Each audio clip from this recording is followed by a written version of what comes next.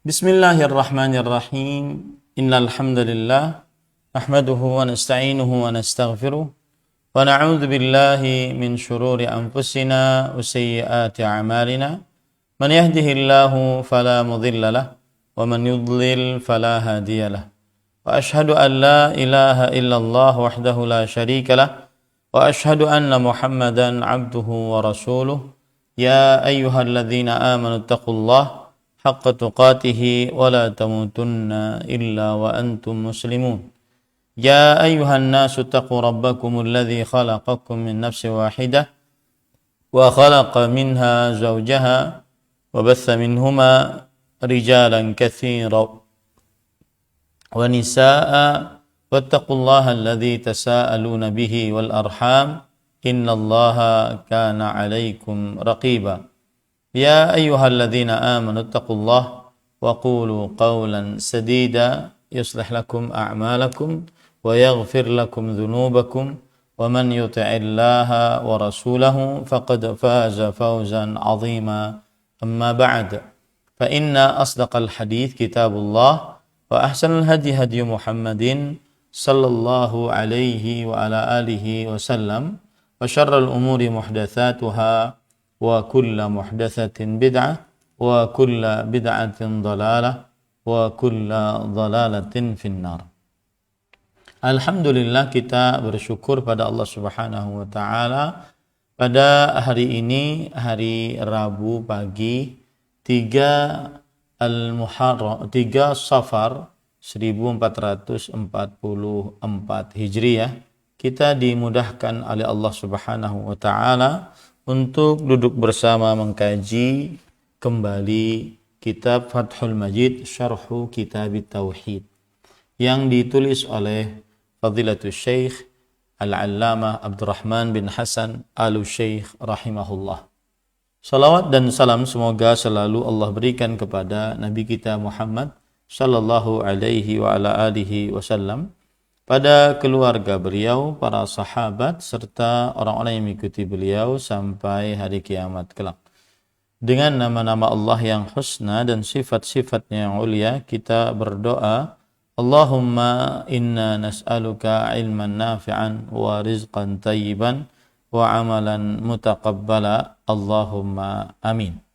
Ahibati fillah, afanillahu ayyakum, kaum muslimin yang saya cintai karena Allah. Semoga Allah Subhanahu wa taala selalu memberikan afiat kepada kita di dunia dan di akhirat.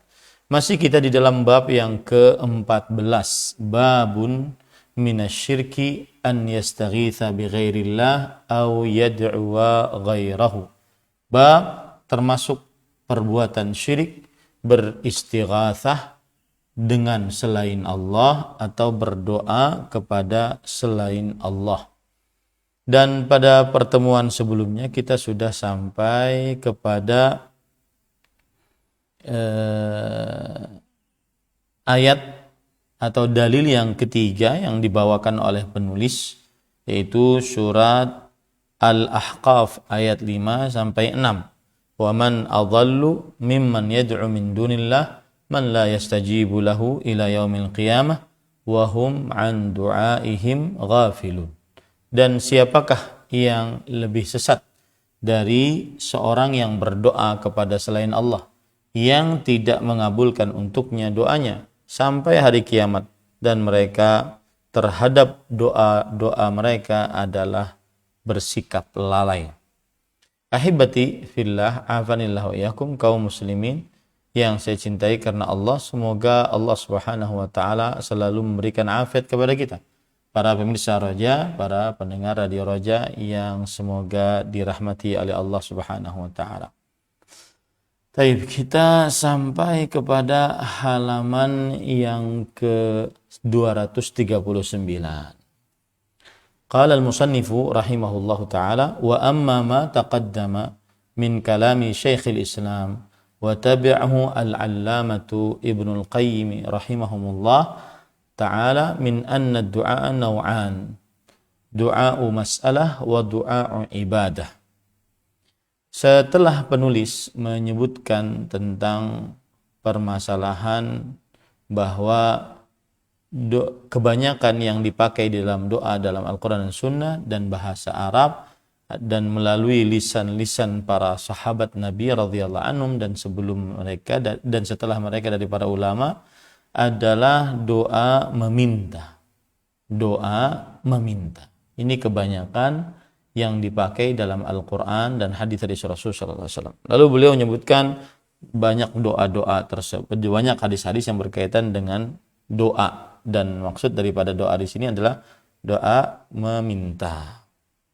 Ahibati fillah, afanillahu iyyakum, kaum muslimin yang saya cintai karena Allah, semoga Allah Subhanahu wa taala selalu memberikan afiat kepada kita di dunia dan di akhirat. Lalu setelah itu penulis mengatakan, wa amma ma taqaddam min kalami Syekhul Islami wa tabi'ahu al-'allamatu Ibnul Qayyim rahimahumallahu ta'ala min anna ad-du'a naw'an, du'a'u mas'alatin wa du'a'u ibadah.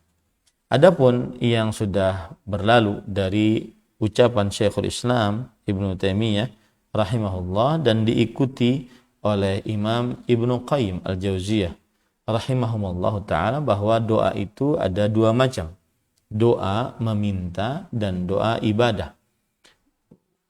Ini sudah kita pelajari pada pertemuan sebelumnya ya, bahwa doa itu ada dua macam, doa meminta dengan doa ibadah. Doa meminta namanya dalam bahasa Arab doa mas'alah, dan doa ibadah namanya adalah doa ibadah. Doa meminta maksudnya yaitu seseorang meminta kepada Allah dari kebaikan-kebaikan dunia dan juga akhirat. Sedangkan doa ibadah adalah seperti berzikir, zikir yang disyariatkan, dan juga membaca Al-Quran dan yang semisalnya. Wa ma dzakara bainahuma min at-talazum wa ma dzukira bainahuma min at-talazumi wa tadammana ahaduhuma lil akhar. Dan juga sudah disebutkan pada pertemuan sebelumnya bahwa antara doa ibadah dengan doa meminta ini ada saling melazimi satu dengan yang lainnya dan saling mengandung satu dengan yang lainnya. Fadzalika bi'tibari kauni dzakir wattali al-musalli wal mutaqarribi bin nusuki wa ghairihi taliban fil ma'na. Dan ini dilihat dari sisi orang yang berzikirnya dan orang yang membaca Al-Quran saat sholat, orang yang mendekatkan diri kepada Allah Subhanahu wa taala dengan mengerjakan ibadah, dan juga selainnya yang meminta semakna dengannya. Fa yadkhulu fi musamma ad-du'a bihadzal i'tibar. Maka dinamakan di dalam nama doa sesuai dengan batasan ini. Wa qad syara'a Allah Ta'ala fi sholati asy-syar'iyyah min du'a'il mas'alah ma la tasihhu as-shalatu illa bih. Dan Allah Subhanahu wa taala telah mensyariatkan di dalam salat yang disyariatkan berupa doa permintaan yang tidak sah salat kecuali dengannya. Kama fil Fatihah wa bainas sajdatain wa fit tasyahhud. Sebagaimana di dalam membaca surah Al-Fatihah saat salat dan juga duduk di antara dua sujud dan juga di dalam tasyahud. Nah, keadaan-keadaan ini baca surah Al-Fatihah di dalamnya ada doa. Doa meminta. Kemudian membaca membaca bacaan di antara dua sujud juga ada doa. Di dalamnya doa meminta. Seperti misalkan dalam surah Al-Fatihah, ihdinas siratal mustaqim. Berikanlah kami petunjuk kepada jalan yang lurus. Ini di dalamnya doa meminta. Kemudian juga di dalam duduk di antara dua sujud, Rabbighfirli warhamni wajburni warfa'ni warzuqni wahdini wa'afini wa'afu anni. Ini doa meminta. Wa fit tasyahud, dan di dalam doa tasyahud juga ada doa minta. Allahumma inni zalamtu nafsi dzulman katsiran wa la yaghfiru dzunuba illa anta faghfirli maghfiratan min indik warhamni innaka antal ghafurur rahim. Ya, ampunilah dosaku dan rahmatilah aku. Ini doa meminta di dalam tasyahud, di dalam salat. Wa dzalika ibadatun karruku'i was sujud. Dan ada doa di dalam salat itu doa ibadah seperti bacaan ruku, bacaan sujud. Subhana rabbiyal a'la, subhana rabbiyal azim. Ini bacaan-bacaan di dalam ruku, di dalam sujud, dan ini adalah doa ibadah. Artinya dengan membaca itu kita beribadah kepada Allah dengan meminta kepada Allah Subhanahu wa taala ampunan dan semisalnya. Fatadabbar hadzal maqama yatabayyanu laka jahlal jahilina bitauhid. Maka perhatikanlah kedudukan ini, akan jelas bagimu orang-orang yang tidak tahu tentang tauhid. Baik. Silakan buka halaman 240. Wa mimma yubayyinu hadzal maqama wa yaziduhu idahan qawlu al-'allamati Ibnul Qayyim rahimahullahu ta'ala fi qawlihi ta'ala qul ud'u Allah aw ud'u ar-Rahman ayyamma tad'u falahul asma'ul husna. Wa hadha ad-du'a al-mashhur annahu du'aul mas'alah. Qalu kana an-nabiy sallallahu alaihi wasallam yad'u rabbah wa yaqulu marratan ya Allah wa marratan ya Rahman. Fadhanna al-musyrikuna annahu yad'u ilahain fa anzalallahu hadhihi al-ayah dzakara hadha atau dzukira hadha an Ibnu Mas'ud an Ibnu Abbas radhiyallahu anhuma.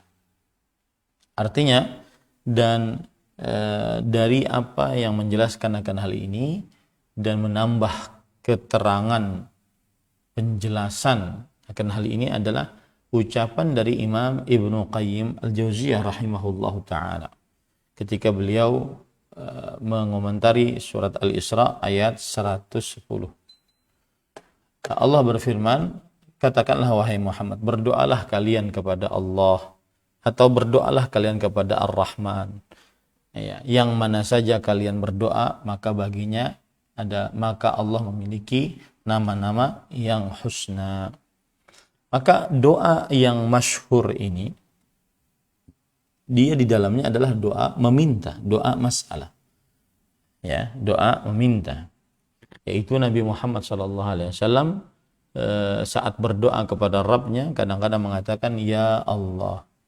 Dan saat berdoa kepada Rabb-nya juga kadang-kadang mengatakan ya Rahman.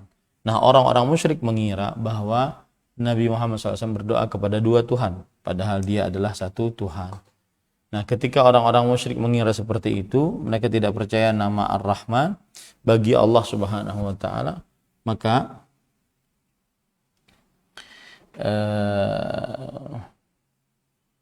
Allah menurunkan ayat tadi surat Al-Isra ayat 110. Ini disebutkan oleh Abdullah bin Abbas radhiyallahu anhu.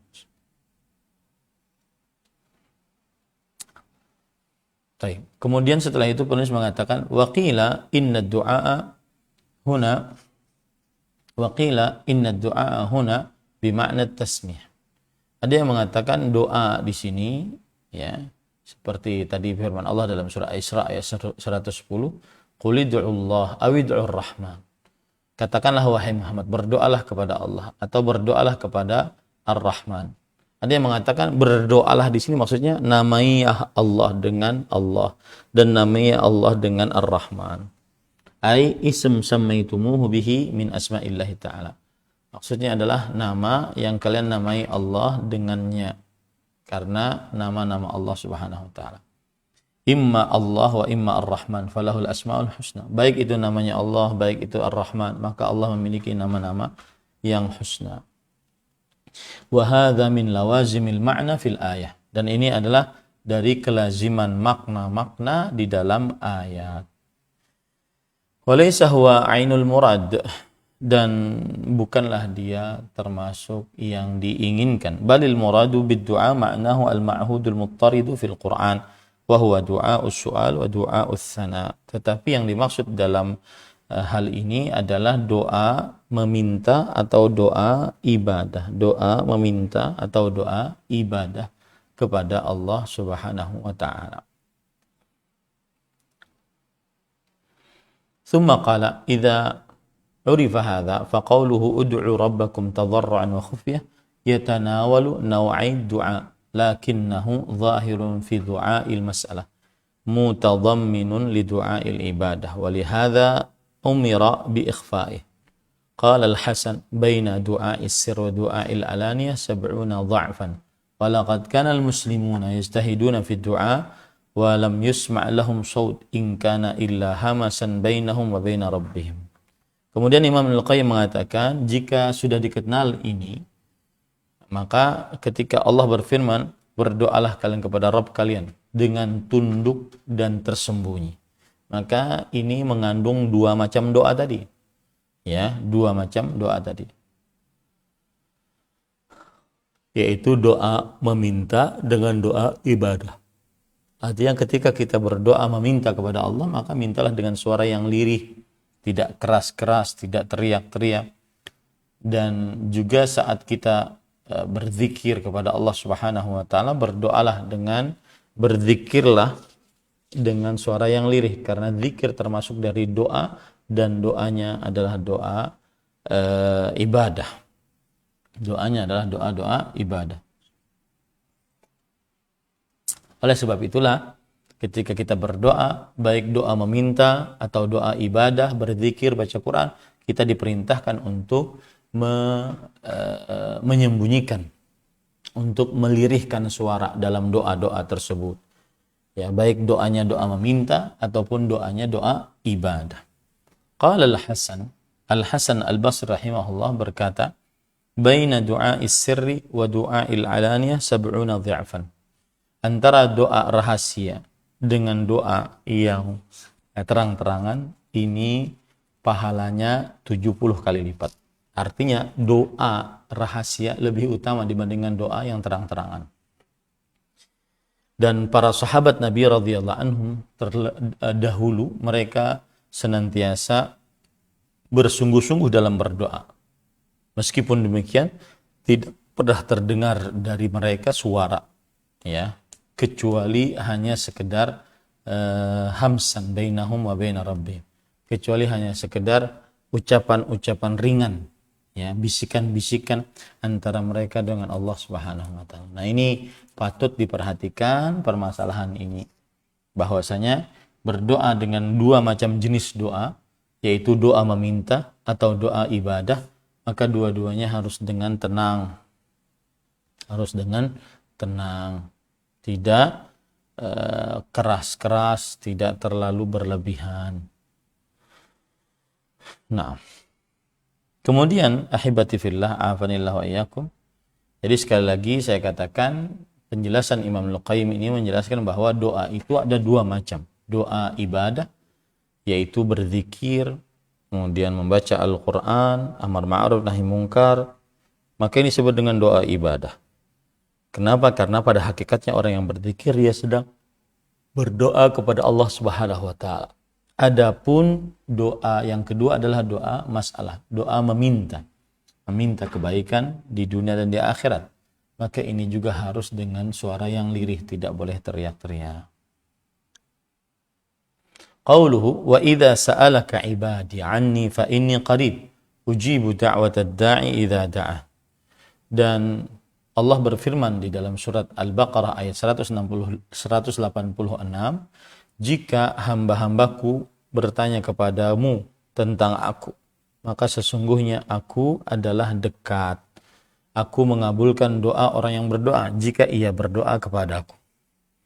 Yatanawaluna wa'id du'a wa bikullin minhuma fussiratil ayah.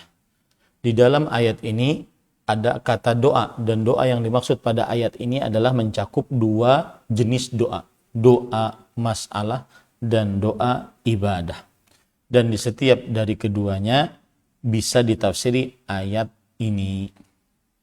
Jadi ketika ada Allah berfirman tadi, jika hamba-hambaku bertanya kepadaku, sesungguhnya aku dekat. Sesungguhnya aku akan mengabulkan doa orang yang berdoa kepadaku jika ia berdoa kepadaku.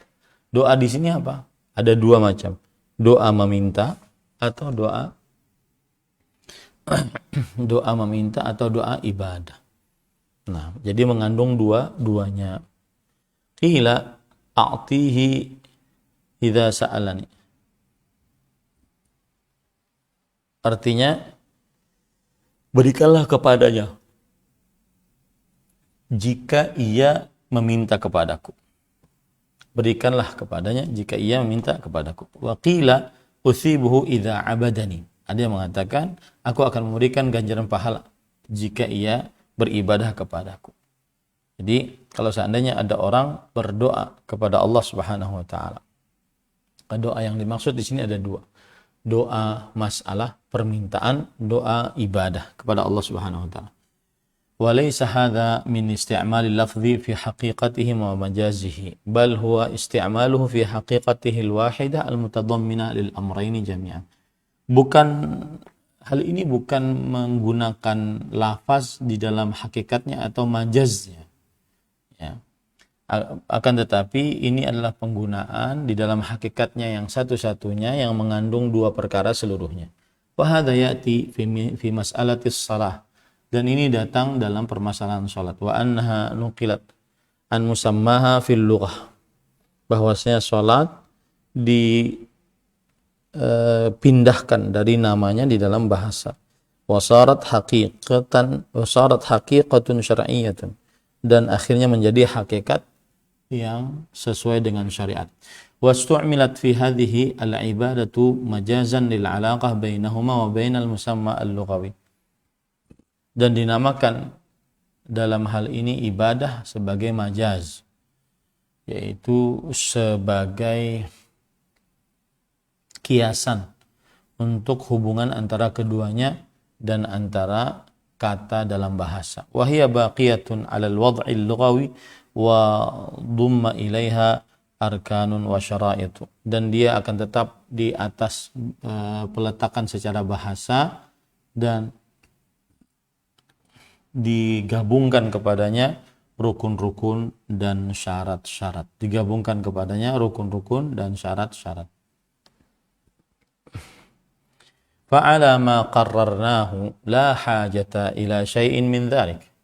Maka atas apa yang kita telah tetapkan tidak ada hajat untuk sesuatu dari hal itu. Fa innal musalliya min awwali salati ila akhiriha la yanfaqu an du'ai ibadah wa thana aw du'ai talab wa mas'alah wa huwa fil halaini da'in.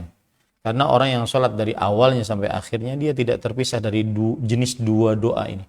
Doa ibadah, meminta, ya, atau doa ibadah atau doa meminta. Dan di dalam dua keadaan ini kedua-duanya adalah orang yang sedang berdoa. Kedua-duanya adalah orang yang sedang berdoa. Jadi intinya masih membicarakan tentang doa dengan dua macamnya. Doa masalah, doa ibadah. Doa masalah adalah doa meminta. Doa ibadah adalah doa berzikir. Kemudian doa ibadah adalah doa berzikir, membaca Quran, amar ma'ruf, nahi munkar. Doa masalah, doa meminta adalah minta kebaikan di dunia dan di akhirat. Ini adalah dalil yang ketiga yang dibawakan oleh penulis, yaitu Allah Subhanahu wa taala berfirman, wa man adhallu mimman yad'u min dunillah man la yastajibu lahu ila yaumil qiyamah wa hum an du'aihim ghafilin. Tidak ada orang yang lebih sesat daripada seorang yang berdoa kepada selain Allah, yang tidak mengabulkan untuknya doanya sampai hari kiamat, dan mereka yang didoai lalai terhadap doa orang-orang yang berdoa kepadanya. Kemudian penulis membawakan dalil yang keempat, yaitu surat An-Naml ayat 62. Wa qawlihi ta'ala amman yujibul muttarra idza da'ahu wa yakshifus su'a wa yaj'alukum khulafa'al ard a ilahu ma'allah. Artinya, maka siapakah yang mengabulkan doa orang yang dalam keadaan kesulitan jika ia berdoa kepadanya dan mengangkat keburukan dan menjadikan kalian sebagai khalifah di atas muka bumi ini. Baik, kita baca penjelasannya dari Asy-Syaikh Al-Allamah Abdurrahman bin Hasan Al-Syaikh rahimahullahu taala. Beliau mengatakan, bayyana ta'ala anna al-musyrikina min al-'arab wa nahwihim qad 'alimu annahu la yujibul muttarra wa yakshifus su'a illa Allah wahdah. Allah menjelaskan bahwa orang-orang musyrik dari bangsa Arab dan yang semisal dengan mereka, sungguh mereka telah mengetahui bahwa tidak ada yang bisa mengabulkan doa orang yang dalam keadaan kesulitan, mengangkat kesulitan, kecuali Allah Subhanahu wa taala semata.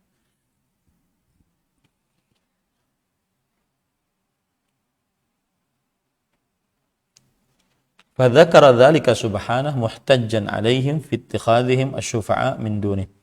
Maka Allah Subhanahu wa taala menyebutkan, membantah mereka yang mereka jadikan sebagai sekutu-sekutu selain Allah Subhanahu wa taala. Walihada qala, oleh sebab itulah mereka berkata, a ilahun ma'allah. Allah Subhanahu wa taala berfirman, adakah Tuhan bersamaan dengan Allah? Ya'ni yaf'alu dzalika, yaitu maksudnya yang mengabulkan doa. Ada enggak? Tidak ada yang mengabulkan doa kecuali Allah Subhanahu wa taala. Fa idza kanat alihatuhum allati la tujibuhum fi halil ittirar fala yasluhu an yaj'aluha syuraka'a lillah alladhi yujibul muttar idza da'ahu wa yakshifu as-su'a wahdah. Maka jika Tuhan-Tuhan selain Allah tidak mengabulkan doa-doa mereka saat dalam keadaan sangat memerlukan, maka kalau seperti itu berarti tidak pantas untuk dijadikan sekutu-sekutu bagi Allah, yang Allah mengabulkan orang yang kesulitan jika ia berdoa dan Allah yang mengangkat keburukan satu-satunya, ya. Wa hadza asahhu ma fussirat bihi al-ayah kasabiqatiha min qawlihi amman khalaqas samawati wal ard wa anzala lakum minas sama'i ma'an fa ambatna bihi hada'iqa dhata bahjah ma kana lakum an tunbitu syajaraha a ilahum ma'allah bal hum qaumun ya'jilun amman ja'ala al-ardha qararan wa ja'ala khilalaha anharan wa ja'ala laha rawasiya wa ja'ala bainal bahraini hajiza a ilahun ma'allah bal aktsaruhum la ya'lamun. Jadi maksud dari ayat ini adalah bahwa Allah menjelaskan orang-orang musyrik dari bangsa Arab dan yang semisal mereka bahwa tidak ada yang bisa mengabulkan doa orang dalam keadaan sulit, mengangkat kesulitan kecuali Allah semata. Dan ini Allah Subhanahu wa taala sebutkan dalam surah An-Naml ayat 60 sampai 61. Siapakah yang menciptakan langit dan bumi dan menurunkan bagi kalian air dari langit dan dengannya tumbuh-tumbuhan, kebun-kebun yang sangat subur, maka sungguh kalian bukan yang menyembuhkannya. Apakah ada Tuhan bersama Allah? Akan tetapi mereka adalah suatu kaum yang menyimpang. Dan siapakah yang menciptakan langit, menjadikan bumi diam dan menjadikan sungai-sungai membelahinya dan menjadikan untuknya pasak-pasak, yaitu gunung-gunung, dan menjadikan antaranya dua lautan yang ada pemisahnya. Adakah Tuhan bersama Allah dalam hal ini yang mengaturnya? Maka mereka akan tetapi kebanyakan mereka tidak mengetahuinya. Nah, ini semua para ikhwan yang dirahmati oleh Allah Subhanahu wa taala menunjukkan bahwa Allah Subhanahu wa taala satu-satunya yang bisa menjawab doa orang yang dalam keadaan sulit tersebut. Dan Allah satu-satunya yang bisa mengangkat kesulitan, ya. Oleh sebab itulah berdoa hanya kepada Allah Subhanahu wa taala semata. Baik, kemudian setelah itu penulis mengatakan wala haqqatha ila qawlihi amman yahdikum fi dhulumatil barri wal bahr wa man yursilur riyaha bushran baina yaday rahmatih a ilahun ma'allahi ta'ala Allah amma yusyrikun amman yabda'ul khalqa thumma yu'iduhu wa man yarzuqukum minas sama'i wal ard a ilahum ma'allah qul hatu burhanakum in kuntum shadiqin. Yaitu sampai kepada firman Allah Subhanahu wa taala ayat 63 64, siapakah yang memberi petunjuk kepada kalian di dalam kegelapan lautan dan kegelapan daratan? Siapakah yang mengutus angin sebagai kabar gembira sebelum datangnya rahmat Allah, yaitu hujan? Adakah Tuhan bersama Allah dalam hal ini? Sungguh Allah Maha Kuasa atas apa yang telah mereka syirikkan. Siapakah yang sanggup memulai penciptaan kemudian mengembalikannya, dan siapakah yang memberikan rezeki dari langit dan bumi? Adakah Allah? Adakah Tuhan bersama Allah Subhanahu wa taala? Katakanlah wahai Muhammad sallallahu alaihi wasallam, berikanlah bukti-bukti kalian jika kalian benar-benar orang-orang yang jujur. Fata'ammal hadhil ayat yatabayyan laka anna Allah ta'ala ihtajja 'alal musyrikin bima aqarru bihi 'ala ma jahaduhu min qasril ibadati jami'iha alaihi kama fi Fatihatil kitab iyyaka na'budu wa iyyaka nasta'in. Maka perhatikan ayat-ayat di atas surah An-Naml ayat 63, 64, ayat 60, 60, 61. Perhatikan ayat-ayat di atas. Maka jelas bagimu bahwa Allah Subhanahu wa taala membantah orang-orang musyrik dengan apa yang sudah mereka yakini, ya. Dengan apa yang sudah mereka yakini. Yaitu membantah akan kuasa Allah Subhanahu wa taala. Mereka malas beribadah seluruhnya sebagaimana firman Allah Subhanahu wa taala dalam Al-Qur'an, iyyaka na'budu wa iyyaka nasta'in. Hanya kepadamu kami memohon pertolongan, hanya kepadamu kami beribadah, hanya kepadamu kami minta pertolongan. Jadi intinya ayat ini para ikhwah adalah ayat yang menunjukkan bahwa tidak ada yang berhak diistighatsahi, dimintai dalam keadaan yang sempit, mintai tolong, kecuali Allah Subhanahu wa taala. Kenapa? Karena hanya Allah yang Maha Kuasa, Maha Pencipta, Maha Pengatur. Nah, kemudian setelah itu penulis membawakan perkataan yang lain dari Imam Ibnu Jarir At-Tabari. Qala Abu Ja'far Ibnu Jarir rahimahullah, wa qawluhu amman yujibul muttarra idza da'ah wa yakshifu su' wa yaj'alukum khulafa'al ard a ilahum ma'allah qalilan ma tadhakkarun. Artinya, siapakah yang mampu menjawab doa orang yang kesulitan jika ia berdoa kepadanya, mengangkat keburukan, menjadikan bagi kalian khalifah di atas muka bumi ini. Maksudnya adalah utusan-utusan. Ailahun ma'allah, adakah Tuhan yang bersama dengan Allah? Qalilan ma tadhakkarun, hanya sedikit kalian mengingatnya. Yaqulu ta'ala dzikruh am ma tusyrikuna billahi khair am alladhi yujibul muttarra idza da'ahu yakshifu su'an nazil an. Apakah yang kalian syirikkan dengan Allah itu baik, atau yang mengabulkan doa orang yang dalam keadaan sulit jika ia berdoa dan mengangkat petunjuk jika ia berdoa dan mengangkat keburukan yang turun dengannya atasnya. Artinya para ikhwah, tidak ada yang bisa melakukan ini kecuali Allah Subhanahu wa taala. Makanya di dalam istighatsah kita beristighatsah hanya kepada Allah Subhanahu wa taala, tidak beristighatsah kepada selain Allah Subhanahu wa taala.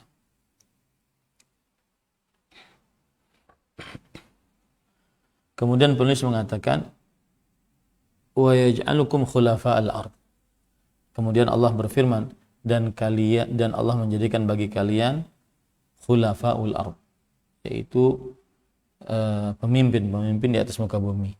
Yaqulu yastakhlifu ba'da amwatikum fil ardi minkum khulafa ahya'an yakhlufunahum.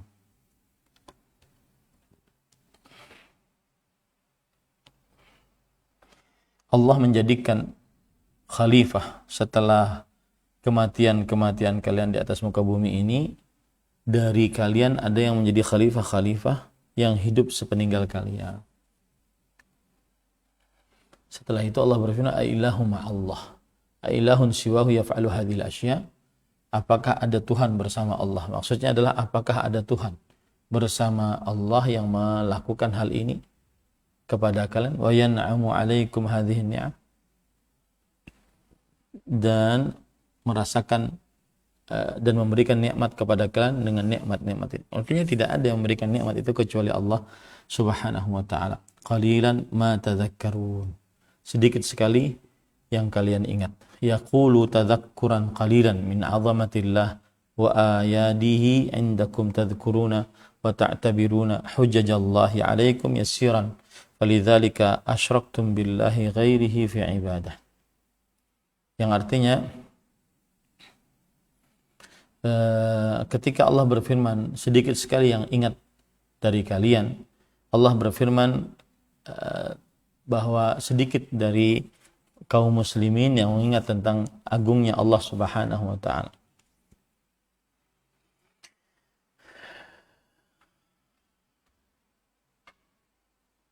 Wa ta'tabiruna hujajallahi 'alaikum yasiran, dan kalian menganggap argumentasi Allah Subhanahu wa taala, bantahan-bantahan Allah Subhanahu wa taala atas kalian sedikit. Oleh sebab itulah kalian mensyirikkan Allah Subhanahu wa taala dalam ibadahnya. Oleh sebab itulah kalian mensyirikkan Allah Subhanahu wa taala dalam ibadahnya. Nah, ini jadi para ikhwah yang dirahmati oleh Allah Subhanahu wa taala,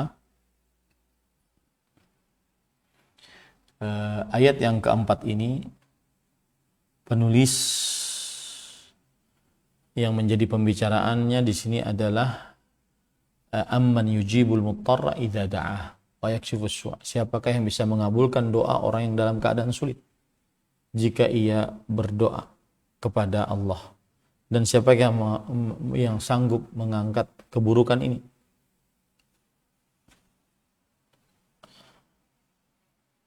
Nah, itulah salah satu inti pendalilan dari ayat ini. Bersamaan juga dengan ayat ilahun ma'allah. Bersama, apakah ada Tuhan bersama Allah Subhanahu wa taala. Di sini Allah ingin menafikan berdoa kepada selain Allah, beristighatsah kepada selain Allah. Karena tidak ada yang sanggup untuk mengabulkan doa, dan tidak ada yang sanggup untuk mengangkat keburukan kecuali Allah Subhanahu wa taala. Maka apabila dijadikan istighatsah atau doa kepada selain Allah, maka berarti dia telah masuk ke dalam kesyirikan. Nah, itu adalah ringkasan dari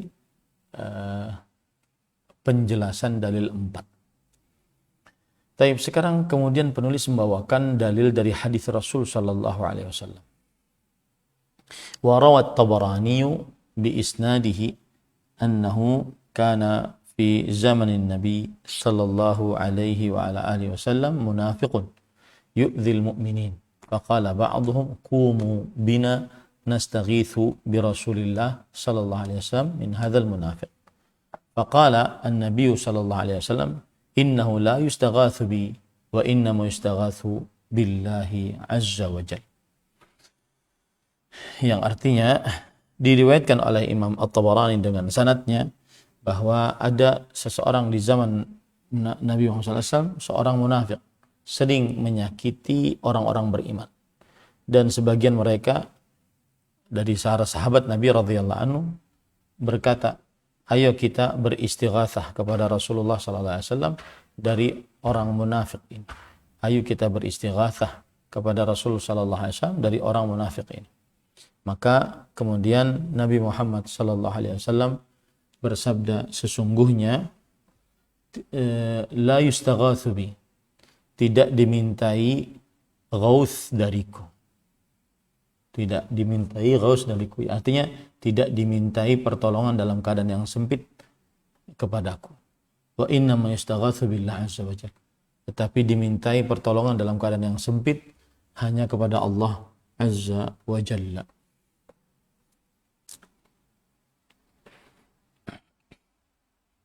Baik. Sekarang kita bahas permasalahan ini. Jadi cerita dari hadis tersebut adalah bahwa ada sahabat Rasul sallallahu alaihi wasallam yang mana mereka ini mendapatkan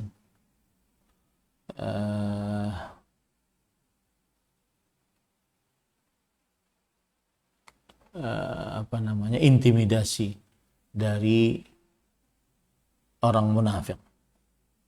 Kemudian setelah itu Rasulullah sallallahu alaihi wasallam dikatakan oleh mereka, ayo kita minta kepada Rasul sallallahu alaihi wasallam al-ghauts, Itu minta sesuatu pertolongan dalam keadaan yang sempit. Maka mendengar itu Rasulullah sallallahu alaihi wasallam mengatakan bahwa tidak diistighatsahi, aku beristighatsah hanya kepada Allah Subhanahu wa taala. Ada seorang munafik di zaman Rasul sallallahu alaihi wasallam yang sering mencela para sahabat Nabi. Lalu sebagian para sahabat beristighatsah kepada Rasul sallallahu alaihi wasallam agar menghentikan orang munafik tersebut. Karena istighatsah adalah hak Allah, maka Rasulullah sallallahu alaihi wasallam mengajarkan kepada para sahabat agar beristighatsah hanya kepada Allah Subhanahu wa taala. Nah, itu adalah makna dari hadis. Kita bacakan apa yang disebutkan oleh penulis. Qauluhu wa rawat Tabarani bi isnadih annahu kana fi zaman Nabi sallallahu alaihi wasallam. Ini sudah. At-Tabarani, beliau adalah Al-Imam Al-Hafidh Sulaiman bin Ahmad bin Ayyub Al-Lakhmi At-Tabrani. Beliau yang memiliki kitab Al-Mu'jam yang jumlahnya 3, Al-Mu'jamul Shaghir, Mu'jamul Awsat, Mu'jamul Kabir. Dan beliau meriwayatkan dari Imam An-Nasai, Ishaq ibn Ibrahim Ad-Duburi, dan makhluk-makhluk yang lain yang sangat banyak. Beliau wafat pada tahun 360 Hijriah. Dan beliau meriwayatkan hadis ini dari Ubadah bin Samit radhiyallahu anhu. Baik, qauluhu annahu kana fi zamanin Nabi sallallahu alaihi wasallam munafiqun yu'dhil mu'minin. Lam aqif ala ismi hadzal munafiq. Ketika disebutkan dalam hadis bahwasanya ada seorang munafik yang sering menyakiti orang-orang beriman. Kata penulis Syekh Al-Allamah Abdurrahman bin Hasan, aku belum mendapati nama orang munafik ini. Qultu Abdullah huwa Abdullah bin Ubay kama sarraha bihi Ibnu Abi Hatim fi riwayatihi. Yang dimaksud di sini adalah pemimpinnya orang munafik, yaitu Abdullah bin Ubay, sebagaimana yang ditegaskan oleh Imam Ibnu Abi Hatim dalam beberapa riwayatnya. Qauluhu faqala ba'dhum ay as-sahabah radhiyallahu anhum wa huwa Abu Bakar radhiyallahu anhu.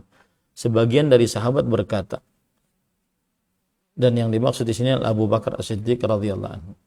Qauluhu qumu bina nastaghitsu bi Rasulillah min hadzal munafiq li'annahu yaqdiru ala kaffi adahu.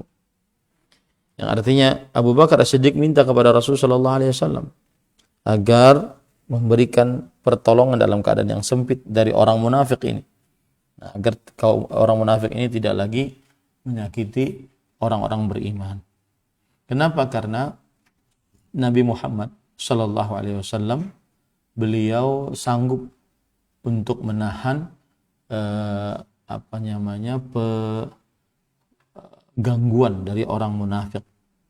Faqala Nabi sallallahu alaihi wasallam innahu la yustaghatsu bi wa innama yustaghatsu billah.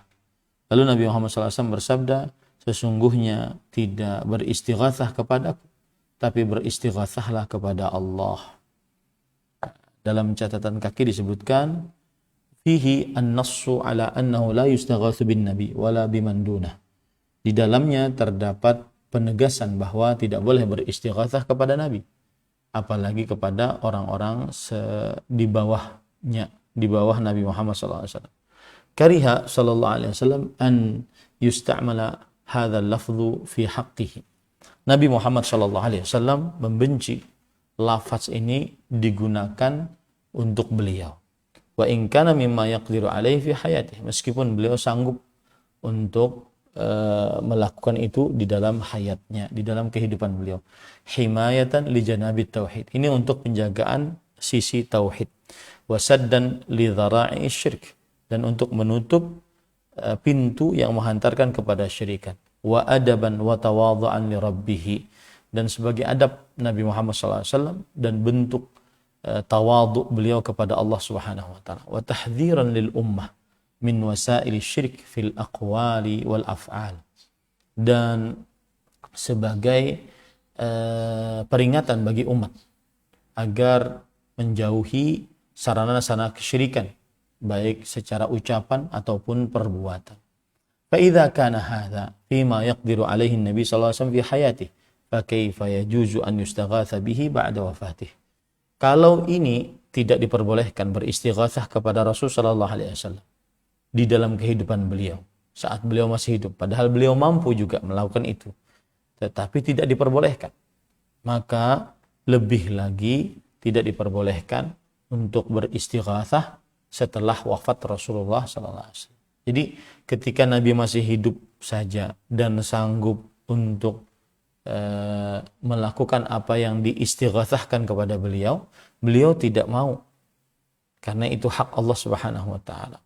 Maka terlebih lagi kalau Nabi sudah meninggal. Ya. Beliau berarti tidak cocok untuk dimintai akan hal tersebut. Tidak cocok untuk dimintai akan hal tersebut. Nah, kemudian para ikhwah yang dirahmati oleh Allah Subhanahu wa taala, lalu setelah itu wa yutlabu minhu umurun la yaqdiru 'alaiha illa Allah azza wa jalla. Dan tidak pantas diminta dari Nabi Muhammad SAW perkara-perkara yang tidak disanggupi atasnya kecuali Allah azza wa jalla. Maka ini tidak pantas. Kama jara ala alsinati katsirin minasyu'ara kal Busiri wal Bar'i wa ghairihim. Sebagaimana yang telah berjalan di kebanyakan lisan-lisan para ahli syair seperti Al-Busiri, Al-Bar'i dan selain mereka. Minal istighatsati biman la yamliku li nafsihi dharran wala naf'an wala mautan wala hayatan wala nusyura. Yaitu berupa istighatsah dengan seorang yang tidak memiliki untuk dirinya sendiri mudarat atau manfaat atau kehidupan atau kematian atau kebangkitan. Wa yu'raduna 'anil istighatsah wa ya'riduna 'anil istighatsati birrabbil 'azim al-qadir 'ala kulli syai'. Mereka ini memalingkan diri dari beristighatsah kepada Allah yang maha besar, maha kuasa atas segala sesuatu. Alladzi lahul khalqu wal amru wahdah, yang mana segala macam ciptaan dan perintah milik Allah Subhanahu wa taala semata. Walahul mulku wahdah, segala kerajaan hanya milik Allah semata.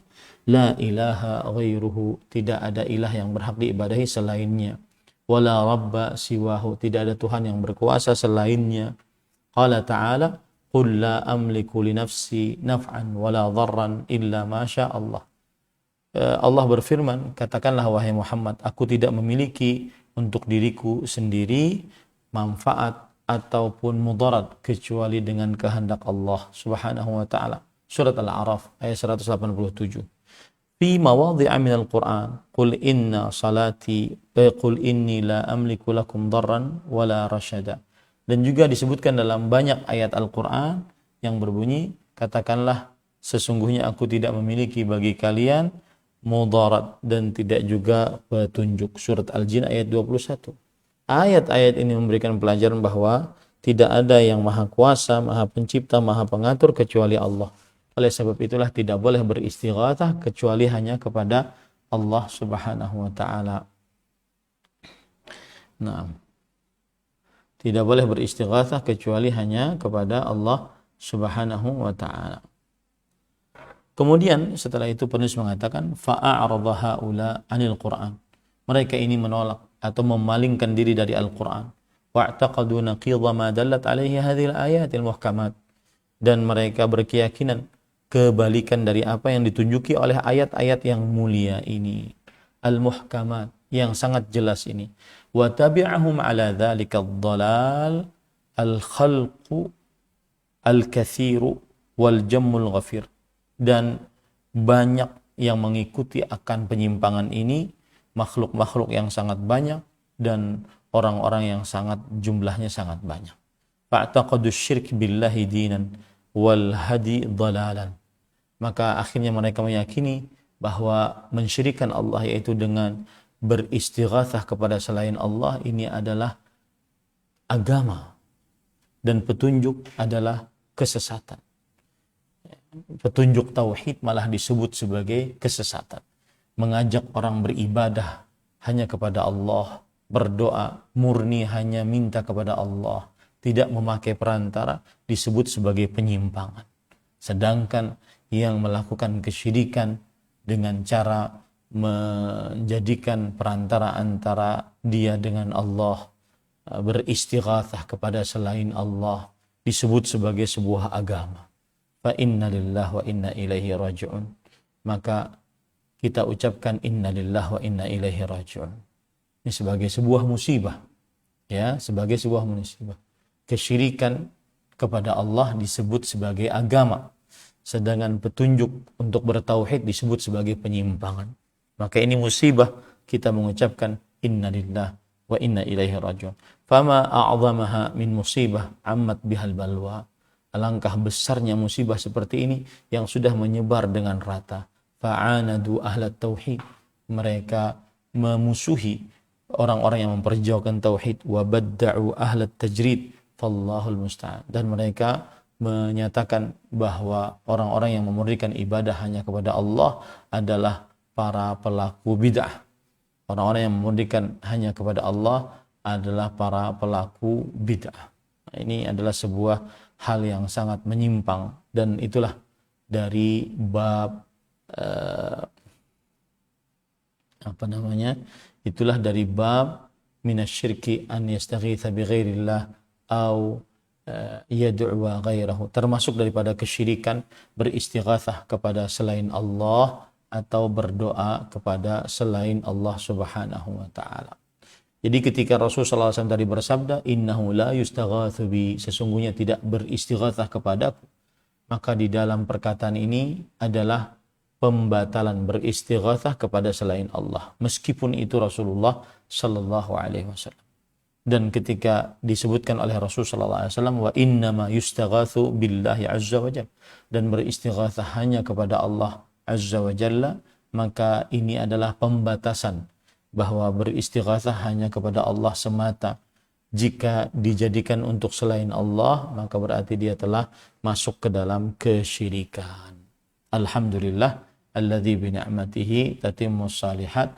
Selesai pembicaraan bab yang ke-14 dari pembacaan kitab Fathul Majid Syarhu Kitab Tauhid. Mudah-mudahan yang disampaikan bermanfaat. Dan sebelum kita masuk kepada sesi pertanyaan, saya ingin mengulang apa yang sudah kita pelajari pada pertemuan sebelumnya. Jadi bab yang ke-14 ini menjelaskan bahwa istighatsah dengan selain Allah adalah perbuatan syirik akbar. Dan ini menunjukkan contoh jenis syirik akbar, yaitu beristighatsah kepada selain Allah Subhanahu wa taala. Karena istighatsah adalah ibadah, dan memalingkan ibadah kepada selain Allah adalah syirik akbar. Istighatsah adalah meminta pertolongan dalam keadaan sulit supaya dibebaskan dari kesulitan tersebut. Lalu penulis membawakan dalil yang pertama, surat Yunus ayat 106-107 yang menjelaskan bahwa Allah Subhanahu wa taala melarang nabinya sallallahu alaihi wasallam berdoa kepada seorang pun dari para makhluk karena mereka lemah, tidak dapat memberikan kebaikan atau menahan kemudaratan. Kemudian Allah mengabarkan kepada nabinya bahwa terdapat bahaya bagi siapa yang beristighatsah kepada selain Allah, ya, termasuk dan perbuatan ini termasuk perbuatan yang zalim. Kemudian Allah Subhanahu wa taala mengabarkan bahwa Allah lah satu-satunya yang sanggup memberikan musibah dan tidak ada seorang pun yang sanggup untuk menolak musibah tersebut. Allah Subhanahu wa taala satu-satunya yang memberikan kebaikan dan tidak ada satu pun yang sanggup untuk menolaknya. Jadi sekali lagi surat Yunus ayat 106 menunjukkan contoh perbuatan syirik akbar, yaitu beristighatsah kepada selain Allah. Karena istighatsah adalah ibadah dan memalingkan ibadah kepada selain Allah adalah syirik akbar. Begitu juga dalam perbuatan ini terdapat menyamakan selain Allah dengan Allah dalam perkara yang khusus milik Allah, yaitu ibadah istighatsah. Kemudian penulis membawakan dalil surat Al-Ankabut ayat 17 yang makna dari ayat ini adalah bahwa Allah memerintahkan kepada manusia seluruhnya meminta rezeki hanya dari Allah, beribadah hanya kepadanya, bersyukur atas nikmat-nikmatnya saja, dan selalu mengingat bahwa semua manusia akan dikembalikan kepada Allah Subhanahu wa taala untuk dimintai pertanggungjawaban. Surat Al-Ankabut ayat 17 ini menunjukkan contoh perbuatan jenis syirik, yaitu istighatsah kepada selain Allah, dan syiriknya syirik akbar, karena tadi istighatsah adalah ibadah dan memalingkan ibadah kepada selain Allah adalah syirik akbar. Dan di dalam ayat ini terdapat perintah untuk berdoa kepada Allah Subhanahu wa taala, dan termasuk berdoa adalah istighatsah. Maka oleh sebab itu tidak boleh beristighatsah, yaitu berdoa minta pertolongan dalam keadaan yang sempit, kecuali hanya kepada Allah Subhanahu wa taala. Kemudian penulis membawakan dalil yang ketiga, yaitu surat Al-Ahqaf ayat 5 sampai 6 yang menjelaskan bahwa Allah menetapkan tidak ada yang lebih sesat, lebih menyimpang akalnya kecuali seorang yang berdoa kepada selain Allah. Mengapa? Karena selain Allah tidak sanggup mengabulkan doa di dunia, dan selain Allah tidak mendengar doa orang yang berdoa kepadanya. Dan nanti di akhirat selain Allah Subhanahu wa taala akan dihisab. Ya, maka selain Allah akan mengingkari orang-orang yang berdoa kepadanya, dan akan mengingkari kesyirikan-kesyirikan yang mereka lakukan, yang dilakukan kepada mereka. Ini menunjukkan bahwa contoh perbuatan syirik akbar adalah beristighatsah kepada selain Allah Subhanahu wa taala. Karena di dalam ayat disebutkan orang yang berdoa kepada selain Allah dihukumi sebagai seorang yang paling menyimpang dalam agama. Kemudian dalil yang keempat, surat An-Naml ayat 62. Allah menjelaskan mencela orang-orang yang musyrik, yang menjadikan perantara antara selain Allah, antara dia dengan selain Allah Subhanahu wa taala. Padahal mereka sudah mengetahui bahwa hanya Allah yang dapat menyelamatkan mereka dalam keadaan sempit. Ya, hanya Allah yang dapat menjadikan mereka sebagai pengurus bumi. Dan sembahan-sembahan Allah selain Allah tidak ada yang bisa melakukan itu semua. Ini menunjukkan bahwa beristighatsah kepada selain Allah adalah syirik akbar. Mengapa demikian? Karena dalam ayat ini Allah meniadakan sembahan selainnya, dan bahwa tidak ada yang sanggup mengabulkan doa orang yang dalam keadaan sulit, mengangkat keburukan dalam keadaan sulit, kecuali Allah Subhanahu wa taala. Kemudian dalil yang kelima yang barusan kita pelajari, yaitu hadis riwayat Imam At-Tabarani rahimahullahu taala yang menjelaskan bahwa seorang munafik di zaman Rasulullah sallallahu alaihi wasallam yang sering mencela para sahabat Nabi radhiyallahu anhum, lalu para sahabat Nabi yang dimaksud di sini adalah Abu Bakar As-Siddiq, mengajak agar beristighatsah kepada Rasul sallallahu alaihi wasallam agar menghentikan orang munafik tersebut, dan Rasul sallallahu alaihi wasallam sanggup untuk melakukan itu. Ya. Maka Rasul sallallahu alaihi wasallam tidak ingin ada yang mengucapkan seperti itu, karena tidak ada yang pantas untuk diistighatsahi kecuali Allah Subhanahu wa taala. Meskipun pada dasarnya Rasulullah sallallahu alaihi wasallam sanggup untuk menghentikan orang munafik tersebut. Maka ini ayat menunjukkan contoh perbuatan syirik akbar, yaitu beristighatsah kepada selain Allah. Dan di dalam hadis ini menunjukkan bahwa Rasul sallallahu alaihi wasallam tidak menyukai ucapan beristighatsah kepada selain Allah, walaupun beristighatsah kepada beliau. Ya, walaupun beristighatsah kepada beliau, dan Nabi Muhammad SAW membatasi istighatsah hanya kepada Allah Subhanahu wa taala. Nah, itulah ringkasan bab yang ke-14 dari kitab Fathul Majid Syarhu Kitab Tauhid.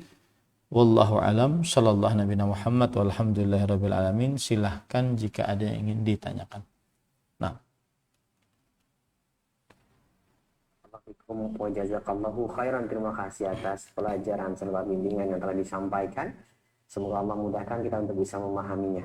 Selanjutnya bagi Anda yang ingin memperdalam berkaitan dengan pembahasan kali ini, bisa bertanya langsung via telepon di nomor 0218236543. Kami angkat untuk telepon yang pertama. Halo. Halo, assalamualaikum warahmatullahi wabarakatuh. Waalaikumsalam warahmatullahi wabarakatuh. Bu Samina di Cibinong. Mohon maaf, pertanyaan sesuai dengan pembahasan ya Bu ya. Naam, Silakan Ibu. bijak komentar. Bersalawat artinya kalau dari Allah berarti memberi rahmat, dari malaikat berarti memintakan ampunan, dan kalau dari orang-orang mukmin berarti berdoa supaya diberi rahmat seperti dengan perkataan Allahumma sholli ala Muhammad. Nah, pertanyaan saya, Ustaz, salawat itu digunakan setiap berdoa atau gimana, Ustaz? Saya tetap Iya. tidak kamu Bis- Assalamualaikum warahmatullahi wabarakatuh. Waalaikumsalam warahmatullahi wabarakatuh. Silakan Ustaz. Bismillah, alhamdulillah, wassalatu wassalamu ala rasulillah wa ala alihi wa ashabihi wa man wala, amma ba'd. Dianjurkan untuk bersolawat atas Nabi Muhammad sallallahu alaihi wasallam di dalam berdoa, dan sangat dianjurkan karena itu adalah pelancar doa, ya, karena itu adalah pelancar doa, yaitu Rasul sallallahu alaihi wa ala alihi wasallam pernah melihat orang datang, kemudian setelah itu dia sholat, lalu langsung berdoa, Allahumma ghfirli, Allahumma arhamni, begitu. Kemudian Rasul sallallahu alaihi wasallam bersabda, ajila hadza, orang ini terlalu cepat doanya. Hendaklah dia ketika berdoa dalam keadaan memuji Allah, lalu setelah itu bersalawat atas Rasulullah sallallahu alaihi wasallam. Dalam riwayat yang lain, inna du'a mahjubun hatta yusalla ala nabi sallallahu alaihi wasallam, yaitu doa itu ditahan sampai disolawati atas Nabi Muhammad sallallahu alaihi wa ala alihi wasallam. Maka bersolawat di dalam doa adalah termasuk adab yang menjadikan doa tersebut dikabulkan oleh Allah Subhanahu wa taala dengan izin Allah. Wallahu alam. Nah. Baik, Ustaz, barakallahu fikum. Terima kasih atas jawabannya.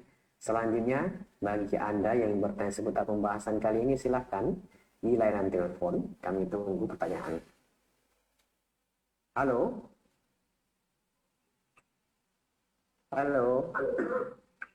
Halo, assalamualaikum. Waalaikumsalam warahmatullahi wabarakatuh. Bapak dengan siapa ini, di mana? Dari Lombok, Pak. Iya Bapak, mohon maaf dikecilkan dulu volumenya dikecilkan. Bapak mendengarkan suara kami via telepon saja. Sudah?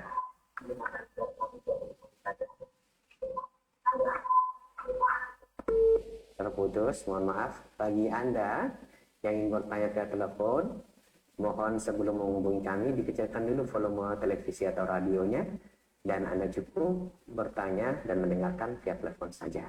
Silakan telepon yang kedua. Halo. Halo. Assalamualaikum. Waalaikumsalam warahmatullahi wabarakatuh. Bapak dengan siapa ini, di mana? Dari Mandailing Natal. Iya, silakan Bapak pertanyaannya.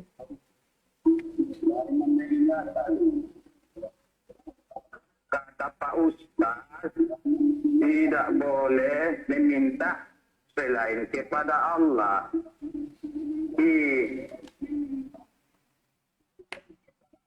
Itulah namanya Pak Ustaz secara hakikatnya. Tetapi secara syariat boleh itu Pak Ustaz, yang dibodoh-bodoh. Silakan Ustaz untuk memberikan klarifikasi, karena Bapak tadi nampaknya salah paham di dalam penjelasan Ustaz. Silakan Ustaz. Bismillah, alhamdulillah, wassalatu wassalamu ala rasulillah wa ala alihi wa ashabihi wa man wala, amma ba'd. berdoa adalah ibadah. Rasul sallallahu alaihi wasallam bersabda, "Ad-du'a huwal ibadah." Inti ibadah adalah doa. Dan ibadah tidak diperbolehkan kecuali hanya kepada Allah. Allah Subhanahu wa taala berfirman, "Wa ma khalaqatul jinna wal insa illa liya'budun." Tidaklah kuciptakan jin dan manusia kecuali supaya agar mereka beribadah kepadaku. Allah Subhanahu wa taala juga berfirman, "Fad'ullaha mukhlishina lahuddin." Dan berdoalah kepada Allah dengan murni hanya kepada Allah Subhanahu wa taala dalam menegakkan agama. Ayat-ayat tadi menunjukkan bahwasanya berdoa adalah ibadah, dan berdoa yang merupakan ibadah tidak diperbolehkan kecuali hanya kepada Allah Subhanahu wa taala. Karena hanya Allah Subhanahu wa taala yang sanggup mengabulkan doa. Tidak ada yang sanggup mengabulkan doa kecuali Allah Subhanahu wa taala. Makhluk sesaleh apapun, sekuat apapun, maka tidak boleh kita sebagai seorang muslim berdoa kepadanya. Karena berdoa adalah ibadah, dan ibadah hanya diberikan kepada Allah Subhanahu wa taala. Dan apabila ada makhluk yang seseorang berdoa kepadanya meskipun dia sanggup, maka ini tidak diperbolehkan, ya, karena berdoa adalah ibadah. Ibadah tidak boleh diberikan kecuali hanya kepada Allah. Allah berfirman, "Wa annal masajida lillah fala tad'u ma'allahi ahada." Dan bahwa masjid-masjid itu milik Allah, maka janganlah berdoa kepada seorang pun bersamaan dengan berdoa kepada Allah Subhanahu wa taala. Wallahu a'lam. Nah. Baik, barakallahu fikum wa jazakallahu khairan. Terima kasih atas penjelasannya. Semoga Bapak tadi faham maksud dari penjelasan Ustaz tadi. Selanjutnya kami akan bacakan dari pesan singkat yang telah masuk dari Ummu Safiyah di Makassar. Ustaz, 22 tahun yang lalu menjelang proses kelahiran, nenek saya mengajarkan doa yang katanya untuk melancarkan persalinan. Namun di dalam isi doa tersebut tidak meminta pertolongan langsung kepada Allah, tetapi isi doanya meminta tolong kepada malaikat Jibril, dan juga ada air minum yang sudah didoakan, anak disuruh untuk minum. Nah, karena anak tidak mau nenek tersinggung, terpaksa anak minum, tapi dalam hati anak mengingkari dan tidak percaya kalau air itu bisa membuat persalinan menjadi lancar. Nah, apa yang saya kerjakan apakah termasuk kesyirikan atau tidak, Ustaz? Silakan.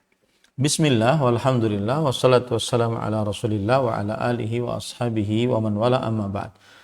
Belum ada, sepengetahuan saya yang pendek, di dalam Al-Quran atau hadis Rasul sallallahu alaihi wasallam yang menunjukkan bahwa ada surat atau ada doa yang faedahnya untuk memudahkan melahirkan atas wanita yang hamil. Akan tetapi ini adalah ijtihad, usaha dari sebagian ulama. Ya, usaha sebagian ulama yang mana mereka berdalil dengan uji coba di dalam bab ruqyah. Di dalam bab ruqyah. Seperti misalkan perkataan Imam Ibnu Qayyim Al-Jauziyah. Beliau rahimahullah. Beliau berkata, Kitabu li'usril wiladah, yaitu tulisan untuk yang sulit melahirkan. Qala al-Khallal haddatsani Abdullah ibnu Ahmad qala ra'aitu abi yaktubu lil mar'ah idza asara 'alayha wiladatuha fi jamin abyad aw shay'in nadhif yaktubu haditha ibni Mas'ud ibni Abbas radhiyallahu anhu la ilaha illallahul halimul karim subhanallahi rabbil arsyil azim alhamdulillahi rabbil alamin ka'annahum yawma yarawna ma yu'adun lam yalbathu illa sa'atan min nahanin balagh ka'annahum yawma yarawnaha lam yalbathu illa 'ashiyatan aw duhaha. Al-Khallal berkata, telah meriwayatkan kepadaku Abdullah bin Ahmad. Abdullah bin Ahmad adalah anaknya Imam Ahmad. Abdullah bin Ahmad rahimahullah berkata, aku telah melihat bapakku yaitu Ahmad bin Hanbal, Imam Ahlus Sunnah, salah satu dari imam mazhab fikih yang 4, menulis untuk seorang perempuan yang sulit melahirkan di dalam kertas yang putih atau sesuatu yang bersih. Beliau menulis hadis Abdullah bin Abbas radhiyallahu anhu yang berbunyi, la ilaha illallahul halimul karim, subhanallah rabbil arsyil azim, alhamdulillahi rabbil alamin. Kemudian beliau menuliskan surat Al-Ahqaf ayat 35. Kemudian beliau menuliskan surat An-Nazi'at ayat 46. Kemudian qala al-Khallal anba'ana Abu Bakar al-Marwazi anna Abdullah ja'ahu rajulun faqala ya Aba Abdillah taktubu limra'atin qad asara 'alayha waladuha mundu yawmain. Faqala qul lahu yaji'u bijamin wasi' wa za'faran wa ra'aituhu yaktubu li ghairi wahid.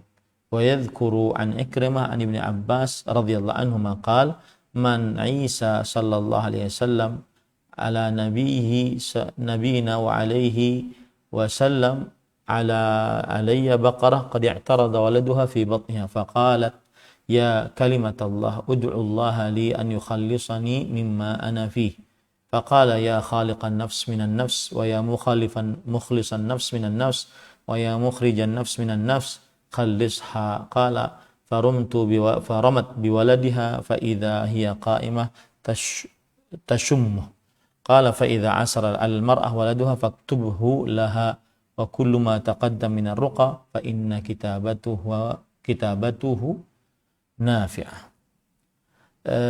Disebutkan oleh Al-Khallal bahwasanya beliau mendapatkan riwayat dari Abu Bakar Al-Marwazi bahwa Abu Abdillah yaitu Imam Ahmad rahimahullah telah didatangi oleh seorang lelaki. Kemudian seorang lelaki itu berkata, wahai Abu Abdillah, apakah engkau menulis sesuatu untuk seorang perempuan yang sulit melahirkan sudah 2 hari ini? Maka Imam Ahmad rahimahullah ta'ala berkata, datangkan sebuah kain yang besar dan za'faran. Ya, kemudian aku melihat beliau menulis itu untuk beberapa orang. Dan diriwayatkan dari Ikrimah dari Abdullah bin Abbas radhiyallahu anhuma, marra Isa sallallahu alaihi wa ala nabiyina wasallam, Nabi Isa alaihi salam melewati seekor sapi dan dia sulit untuk melahirkan anaknya. Lalu Nabi Isa alaihi salam berkata, ya kalimat, lalu sapi tersebut berkata, wahai kalimat Allah, yaitu Nabi Isa, berdoalah untukku kepada Allah agar Allah Subhanahu wa taala melepaskanku dari kesulitan ini, yaitu agar aku bisa melahirkan dengan mudah. Kemudian Nabi Isa berkata, wahai pencipta manusia dari nafas, dan wahai yang melepaskan manusia dari nafas, dan wahai yang mengeluarkan manusia dari nafas, maka selamatkanlah. Maka akhirnya bayi tersebut, sapi tersebut mengeluarkan bayinya dan dia dalam keadaan berdiri. Maka jika seorang wanita sulit untuk melahirkan, tulislah perkataan ini, dan setiap yang sudah disebutkan dari ruqyah tadi, maka sesungguhnya menulisnya adalah dianjurkan. Para ikhwah yang dirahmati oleh Allah, tetapi ini semua belum ada dalil dari Al-Quran dan hadis Rasulullah SAW. Itu hanya pendapat-pendapat para ulama rahimahumullahu ta'ala. Imam Ibnu Utsaimin mengatakan, la a'lamu fi dzalika syai'an minas sunnah. Aku tidak mengetahui doa yang khusus tentang mudah melahirkan anak dari hadis-hadis Rasul sallallahu alaihi wasallam. Sedikit pun aku tidak mengetahuinya. Lakin idza qara'a al-insanu 'ala al-hamil allati akhadhaha talqa ma yadullu 'ala at-taysir. Mithl yuridu Allah bikumul yusra wa la yuridu bikumul usra wa yatahaddatsu 'anil hamal wal wada' ka qawlihi ta'ala wa ma tahmilu min untha wa la tad'u illa bi 'ilmihi. ومثل قوله تعالى إذا زلزلت الأرض زلزالها وأخرجت الأرض أثقالها فإن هذا نافع ومجرب بإذن الله. Akan tetapi jika seorang manusia membaca ruqyah atas seorang wanita yang hamil yang ayat-ayat yang menunjukkan kepada kemudahan, seperti Allah berfirman yuridullah bikumul yusra wala yuridu bikumul asr. Itu disebutkan oleh Allah dalam Al-Qur'an pada surat Al-Baqarah ayat 185. Kemudian juga ayat yang berbunyi ayat-ayat yang berkaitan dengan hamil dan meletakkan, yaitu dan apa saja yang dikandung oleh seorang perempuan dan apa saja yang dilahirkan, tidak ada yang mengetahuinya kecuali Allah Subhanahu wa taala. Ini disebutkan oleh Allah dalam Al-Qur'an pada ayat surat Fatir ayat 11. Surat Fatir ayat 11. Begitu juga dalam surat Al-Zilzalah, idza zulzilatil ardu zilzalaha wa akhrajatil ardu athqalaha. Ini ayat yang berkaitan dengan mengeluarkan. Maka kata Imam Ibnu Utsaimin rahimahullah, sesungguhnya ini adalah bermanfaat dan sudah terbukti dengan izin Allah Subhanahu wa taala. Wal Qur'anu kulluhu shifa, dan Quran seluruhnya adalah obat penyembuh. Idza kanal qari'u wal maqru'u alaihi mu'minan bi atharihi wa ta'thirihi. Jika yang membaca dan yang dibacakan atasnya beriman dengan pengaruh dan juga sebab-sebabnya, wa fa innahu la budda an yakuna lahu athar, maka pasti akan terjadi pengaruh atas bacaan tersebut. Li anna Allah Subhanahu wa taala yaqul, karena Allah Subhanahu wa taala berfirman, wa nunazzilu minal qur'ani ma huwa shifaa wa rahmatul lil mu'minin wa la yazidudz zalimina illa khasara. Dan kami turunkan dari Al-Qur'an apa yang merupakan obat penyembuh dan kasih sayang, rahmat untuk orang-orang beriman, dan tidaklah menambah kepada orang-orang yang zalim kecuali kerugian. Ayat ini umum untuk kesembuhan dan rahmat, ya, mencakup kesembuhan penyakit-penyakit kalbu seperti syubhat dan syahwat, dan juga kesembuhan untuk penyakit-penyakit badan seperti seseorang yang tadi sulit untuk melahirkan. Semoga yang disampaikan menjawab pertanyaan tentang bacaan bagi orang yang sulit di dalam melahirkan. Wallahu a'lam. Nah, cukup kiranya. Nah, Ustaz, barakallahu fikum, terima kasih atas pembahasan dan juga jawaban-jawaban telah disampaikan. Dan nampaknya kami cukupkan sampai di sini. Kami mohon maaf apabila ada kekurangan dalam menghadirkan program acara ini, Ustaz. Karena terbatasnya waktu, insya Allah sesaat lagi kita akan ada acara kembali di beberapa menit yang akan datang. Dan semoga Allah senantiasa menjaga Ustaz sekeluarga, melimpahkan kesehatan dan keberkahan. Kami yang berdua mohon pamit undur diri. Subhanakallahumma bihamdika asyhadu an la ilaha illa anta astaghfiruka wa atubu ilaik. Wassalamualaikum warahmatullahi wabarakatuh. Waalaikumsalam warahmatullahi wabarakatuh.